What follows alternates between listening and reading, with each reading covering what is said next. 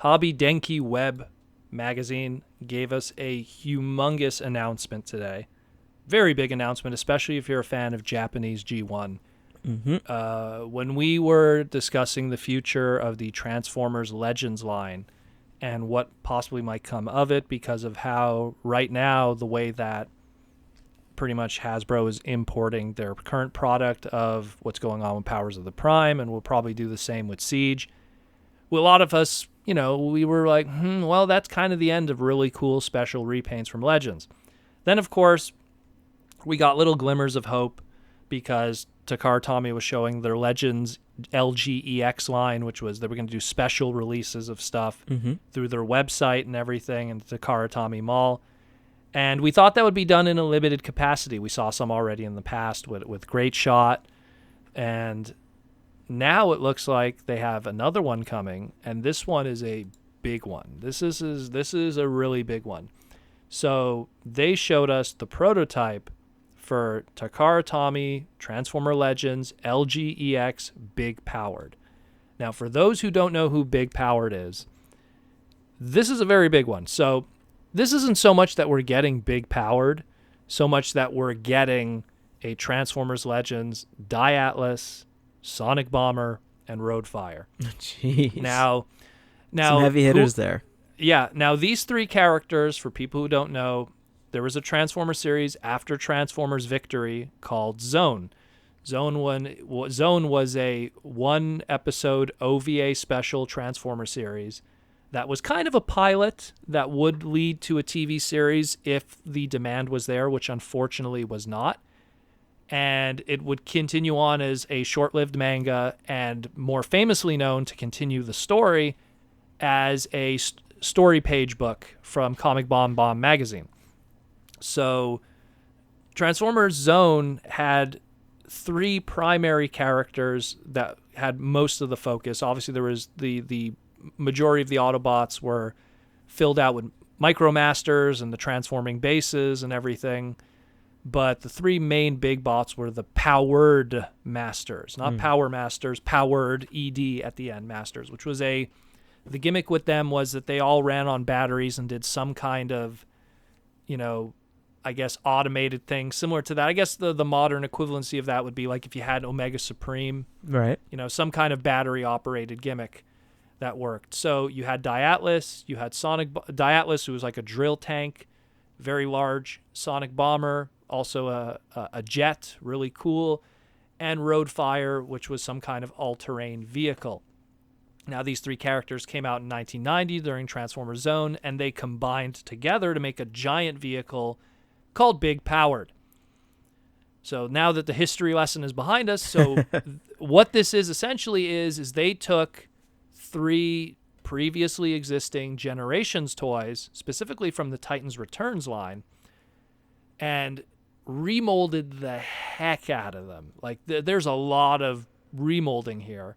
Remolded the heck out of them and made it into Big Power. Now, all we have right now, unfortunately, which is killer, but all we have right now is just the one image of Big Powered combined. We don't even have the individual vehicle modes. We just have the Big Powered combined mode. Right. And from what we could see just looking at it, and I know a lot of people online from the Japanese community have already tried to make their own. I'm going to post an image of, I'll give a shout out to Azusa Maxima.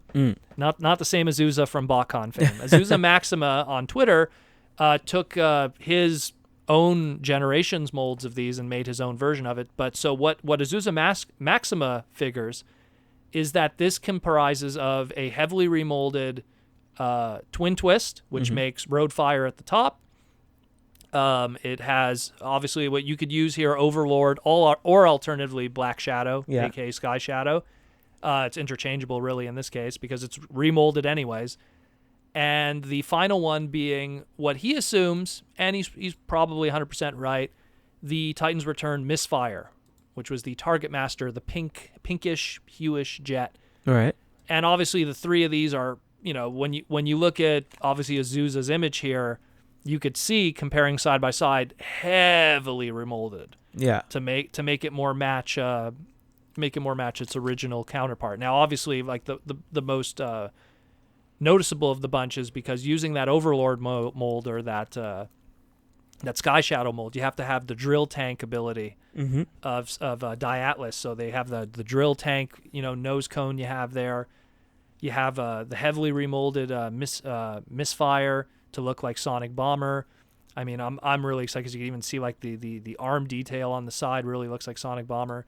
And again, taking the flip changer, the jump starter of Twin Twist and remolding him also to make him look like Roadfire. This is crazy.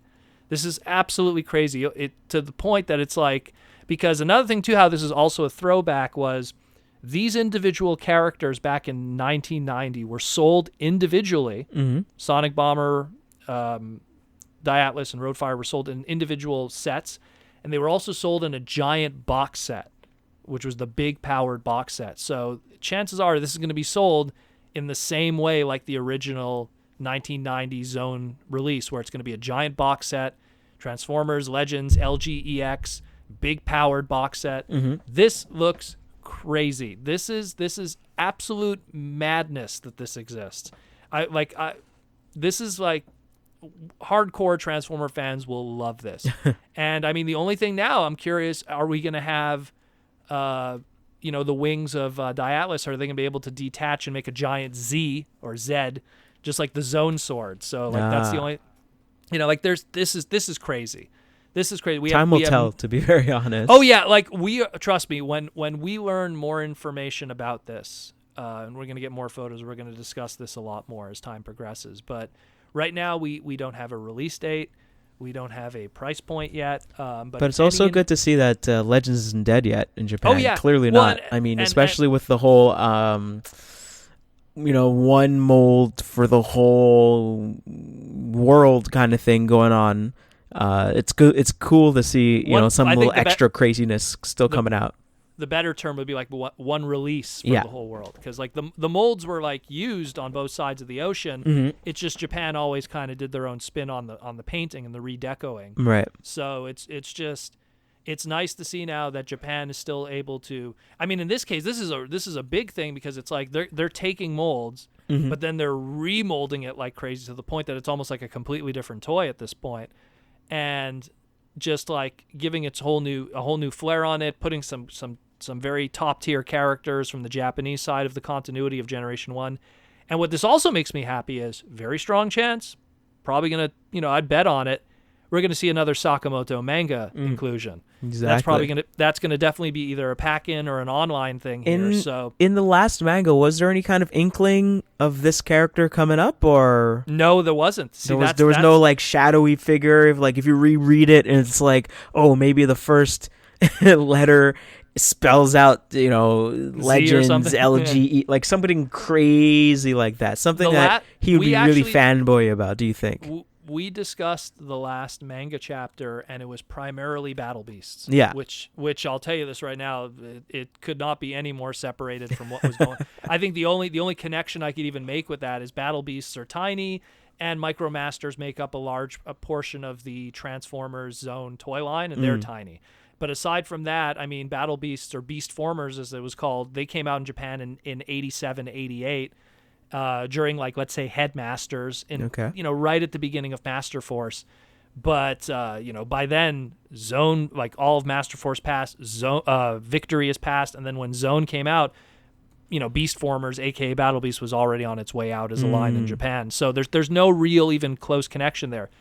But knowing Sakamoto, he could probably write himself something that could, roll it all together. He's really good at filling the gaps. So this is great. We'll definitely talk more about it. I'm really curious how excited people are about this, but this is what I have wanted to see from Transformers for a very long time. These are characters that really have not been revisited outside of PVCs and statues and figures. Never anything really transformed. I mean, like, the only thing I could even think of was the Transformers Universe line, which was an American line that we had here. We had a toy called King Atlas, which was, and all that was it was a repaint of Machine War Starscream, and in the end it wasn't even really a Dai Atlus homage. It was just more like, hey, we'll just, we'll license this name and we'll see what happens in the future. And then nothing really came of it. So, yep, that's it. So it's just, this is awesome. This is awesome. And I remember you were mentioning how this also kind of harkens to what the leaked for Cybertron stuff was. Yeah. With John Warden, you were mentioning. Mm-hmm. Yeah, exactly. So basically, it was the images that they had of. We discussed it on the podcast. Yeah, we discussed it on the podcast before. It's basically the Rodimus, the Power of the Primes one, and then all like what other gimmicks could they add to this Rodimus, where it's in alt mode, and then you'll add on boosters to it. You'll add on extra transformers to it. May it be the Dinobots or something like that, or this other character that they didn't even create at that moment. So that's what it, like when I first saw this, that's what it reminded me of. It reminded me of, hey, we kind of have this idea that we're kind of kicking around, but it's not gonna. It didn't happen in the end. But to see it kind of come out in another way, it was pretty cool. Yeah, I mean, not to say that they're both connected, but maybe they're like getting inspired from Zone, kind of thing. Yeah, I think it's when we saw that original leak from Cybertron thing, it's very heavily influenced from, let's say, not only just Transformers Zone, but also with, let's say, Star Saber, with the way he combines with Victory Leo and stuff. So there's a lot of similar. I mean, all of that really in the end, when you really go through the history, it's all connected to like Zeta Gundam and Double Zeta Gundam with those big jet transforming Gundam armors and stuff. So either way, this is great. We'll definitely talk more about it in the future when we learn more.